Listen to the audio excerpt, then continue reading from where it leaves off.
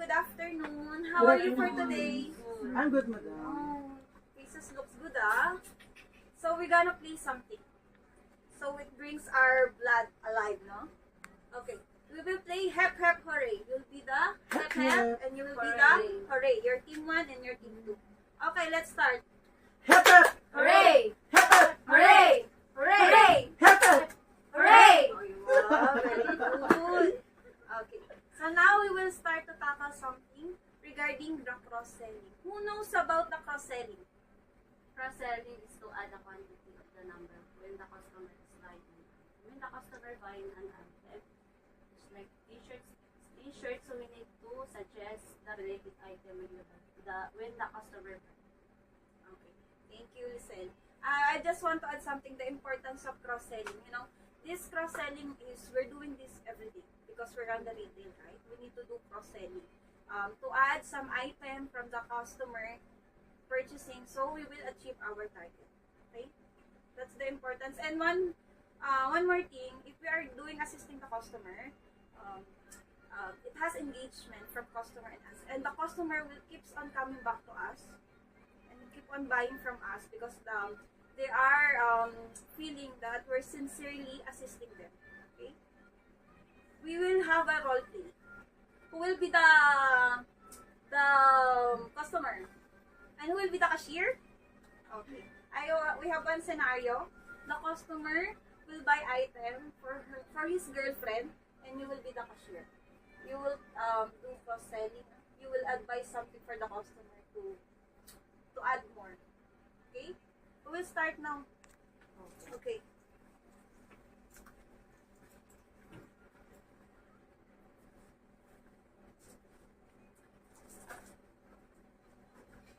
Hi, good afternoon. Hi, good afternoon, sir. Thank you for waiting. Can I help you? Can I have a gift for my girlfriend's birthday? Yeah. Sure. Okay. This is Anything nice. else? This is nice. Yeah, that's nice.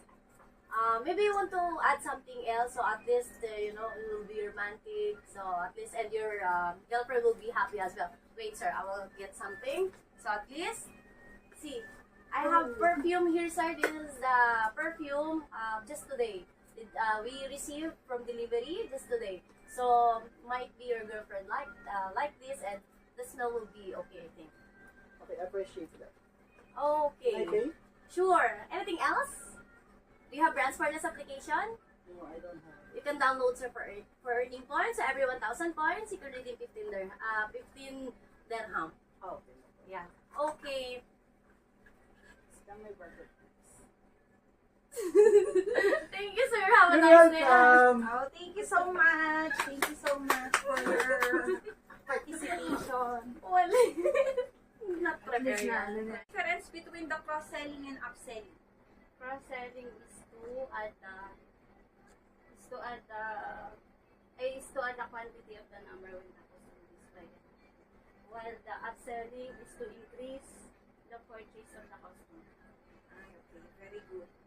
Do you want to add something, Ice? Yeah, I agree with this. Okay.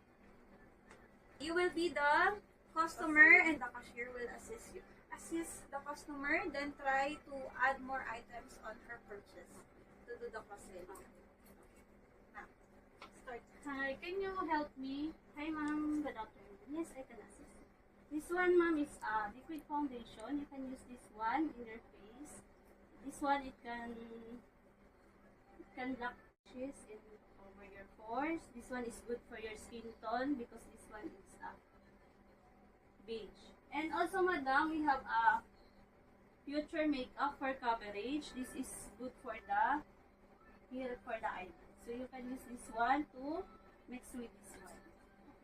And also we have liquid powder for the future makeup also. So you can use this one after this one.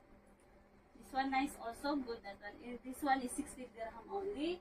And we have also for the palette makeup. You can use this one in the eyeshadow, here in the cheek, or if you can do contour also. This one is 39 dirham only. So you can buy this one. Thank you. And also I use also that one. Okay. And anything else to add? Maybe you want to add something else from doing cross-selling.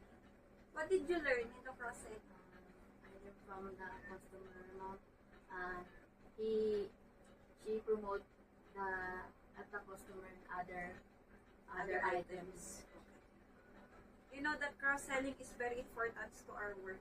Did you promise that you will use the cross-selling as every day? Yes, Yes. miss. Ay, very good. Thank you so much.